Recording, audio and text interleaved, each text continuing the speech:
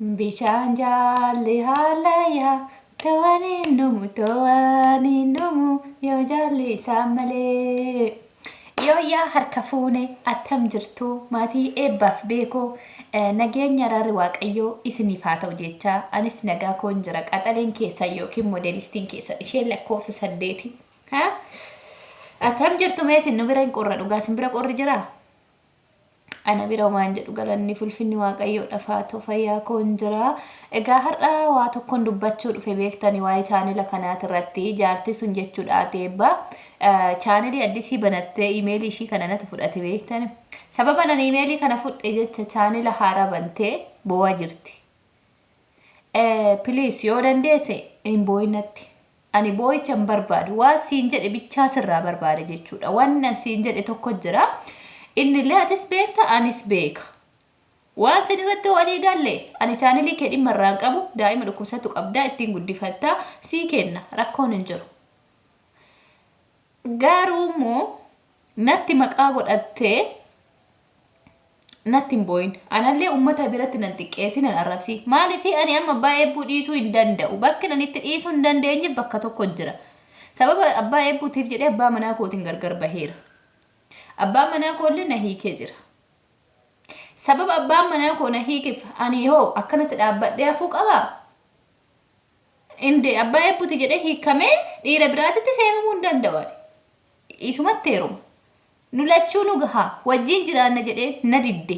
Dura tole rakkoon qabu naan jettee na seessistee erga maqaan kiyya miidiyaa irratti maqaa isaatiin gadi na bahee erga namni xiqqaa guddaan ittiin na arrabsaa jiru intaloo safuu dagatti abbaa sii ta'a minaan jedhanii. Abbaan haa ta'u naan ta'u abbaa akkamitti abbaan haa ta'a? Maa ani waggaa 30 bara. Waggaa 30 intala waggaa 30 qaba abbaan eebbu. Eessaa fuudhe? Ani bara nama waggaa 30ti daa'ima isin fakkaata akkatti na laaltan. Hai. Kanaafuu yoo isheen waan an jedheen keessa tokko isaan maqaan koo na badeera. Maqaan koo maqaa isaatiin na dhahamee waan jiruuf isa malee nama biraatti heerumuu hin barbaadu. Dubartiin takka immoo maqaa nama tokkootiin maqaan ishii xuraa'ee taanaan dirqama nama sanitti heerumuu qabdi malee dhiira biraa biratti kabajaa hin qabdu, dhiira biraa biratti jaalatamuu hin dandeessu, dhiira biraa biratti eenyuyyuu boota hin qabuuf. Kanaafuu namoonni viidiyoon kun sin bira ga'e. Viidiyoo kanatti sheer naa godha. Viidiyoo ishii yuutuubii ishiin bootte argee jira of jalatti sheer godheera fino. YouTube ishii subscribe godhaaf yoo barbaaddan jechaadha. Ani imeeli ishii nan deebisaaf. YouTube lachuun harkaa galuu qaba amma. Ka Amaariffaallee nan fudhadhan abbaa eebbuutiin naa kenne jechaadha. Ishiin akkasitti burukii fi burukuuf jaalatteetti burukuuf boochi jettee isatti na himte isaan wal na dhabsiisuuf jenna bilookii na goote kara ishii ittiin gubuu dhabee jennaan imeeli ishii fudhee irratti hojjechaa jira finoom. Ishii gubuufanillee jechuudha. Masaanuun tun immoo xiiqii nama oofti. Wani akka masaanuu nama gubdee nama kaachistu hin jirtu. Kanaafuu ani maal jedheen jaartii kanaan nagumaan abbaa eebbuu addayyiin jiraadha fudheen jennee nu lachuufuu abbaa manaa nu haa ta'u bakka wajjin jiraanna jedheen kabajaadha. Akka nama tokkootitti kabajee ishii gaafadhe. Isheen immoo maal lagoote? Hin ta'u abbaa manaa koo fudhattaa jette zarraaf jette. Indee galgala keessatti mi'aa abbaa manaa ta'u amma argite gizee waggaa 10 har'a wajjin jiraachaa nu turre eessatti nu agarte nu har'a nu miidiyaa irratti dubbannaani. Nu har'a gadi baanee viidiyoo hojjannaa ani har'a gadi bahee viidiyoo hojjannaa na argite ani bara yuutuubii ergan baree waggaa 3 dheengadda banee. Sijjammar duratti nu hojjedha yuutuubii dhimma irraan qabu. Isa kanaayyuu sa'aatii waggaa tokko natti fudhate naa guutuudhaaf yuutuubiin kee eebbisaan tartiimentii irra sa'aatii guutuuf waggaa tokko natti fudhate. Achirraa deebi'ee waggaa tokko immoo yuutuubiin viidiyoon kee baay'ee ilaalamaan turre viyuun kee baay'ee gadi bu'aa ture. Amma xiqqoo haga sanuu waggaa 3ffaa kana keessa viyuun kee ol ka'aa dhufe. Sababa abbaa eebbuu ol baaseef xiqqoo viyuun kee naa dabale. Kanaafuu yaa Oromoo ani jaartiin kun gabbaatee maqaa daa'ima dhukkubsatuu qabdi jedhee namni illee ittiin na abaaruu hin barbaadu. Akka hawaasni kunillee ittiin na jibbu hin barbaadu. Ani of xiqqeessuu hin barbaadu. Maatii kiyya biratti illee nama kabajamtuudha. Nama maatiin koo na jaallatudha. Akka ijaatti namni maatiin na laaluudha ana jechuun jechaadha. Kanaafuu ishiin waa hunda dhiistee karaa gabaabaa dubbii ijoo kan lola hin qabne kan cabsaa hin qabne kan achi qabii hin qabne kan as na qabii hin qabne waan an jedhe naa kennitu naa haa eeyyamtu imeelii ishii kinoo nan kennaaf viidiyoo kee share itti naa godhaa viidiyoo kana akka dhaggeeffatu ta'e.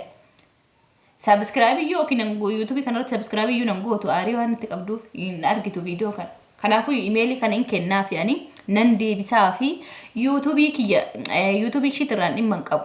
YouTube irra dantaan qabu. Daa'ima ishee haa guddifattuun jechaadha. Viidiyoo kana share godhaaf haa guddatuuf iyyume rakkoo miti. Gen ani gaafii tokko bicha naa deebistu. Tokkichi sun maal sinif fakkaata? Maal sinif fakkaata beektu? Abbaa eebbuu naa eeyyamuu qofa. Abbaa eebbuu nu lachuu nu ga'a jettee na wajji jiraachuu murteessuudha. Lakki an kana gochuu hin danda'u. Ani isa malee jiraachuu hin danda'u. Abbaa manaa koo dhuunfatti barbaada. Dhuunfaadha kiyya dhiirri Itoophiyaa keessatti akka qaalee quban qabdu ati. Inde Itoophiyaan bar akka addunyaatittuu iyyuu Itoophiyaa qofa osoo hin taane akkuma addunyaatittuu dhiirri paarsaatti miliyoona 2 bichaa keessa jira.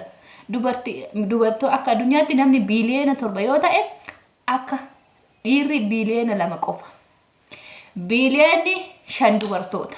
Dubartoonni biliyoona 5 jechuun kun obbolaa, kun firaa, kun nama dulloome, kun nama mana hidhaa jiru. Kana walii qoxxuranii tagas dhufe biliyoona 2 dhufe dhiirri. Kanaafuu dhiirri akka Itoophiyaa keessatti qaala hin beektu. Namni dhiirri tokkichi dubartii 5 dubartii 6 akka fuudhu jedhamee akka kanarra gaazexeessitoonni gurguddaan dubbachaa turan dhageenya isin. Namoonni koomantii taane naan barreessina jalatti. Namni takkittiin koomantii naan barreessina. Likkii isin gashe isin hundaayyuu jechaadha. Ani koomantiin taane naan barreessina. Maalis talli safuun qabdu. Safuun maalin ijaarachuun cubbuun qabu. Walitti himna gadi yaasne. Kanaafuu ishiin amma waan naa gochuu qabdu waa tokko bichaadha. Ani email ishii ani adda abbaa manaa barbaade mana email irraa dhimma hin qabuun kennaaf. Waan ishiin na arrabsiteef, waan ishiin na xiqqeessiteef. Fuutee viidiyoo an burukii boo'ee hojjedhe. Burukillee ishiitu natti fidee jidduu keenya nu buuse malee an burukiin durallee hin jaalanne. Durallee an eebbuu jaaladhe. Kazaa buruk fiddee natti fidee viidiyoo ani burukii boo'ee hojjedhe fuutee abbaa eebbuutti ergite.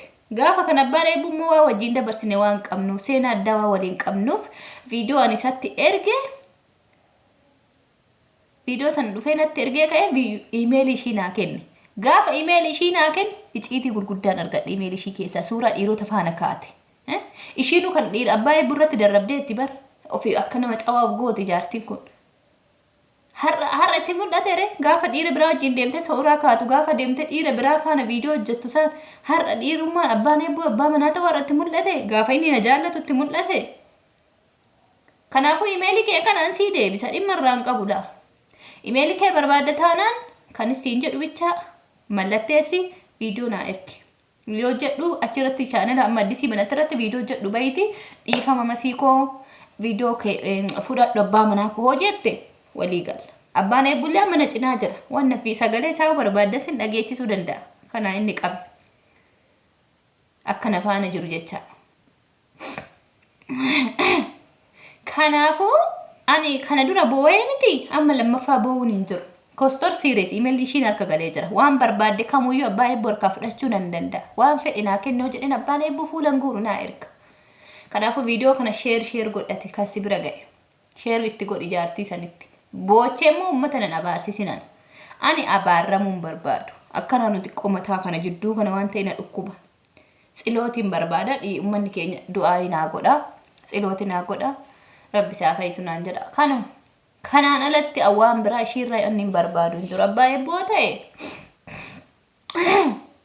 isa hunaa dhiifte wal biran geenyu yaa giifti koo. Yaa isan dhiisuun immoo ganaa boossa ana masii nama qalbii na seete dura. Nama qallaalitti nama salphumatti nama jalaa galu na seete. Ani bara abbaa eebbuu qaata harkatti deeffadhe yoo barbaaddan miiseejiin naa barreesse banee sin agarsiisuu danda'a. Waan wajjin turre hundaayyuu suura gizee nuyi. Soodara wajjin bashannanne hawaasaa jedheemne bashannanne suurota sanuyyuu viidiyoo sana of harkaa hin qabaane.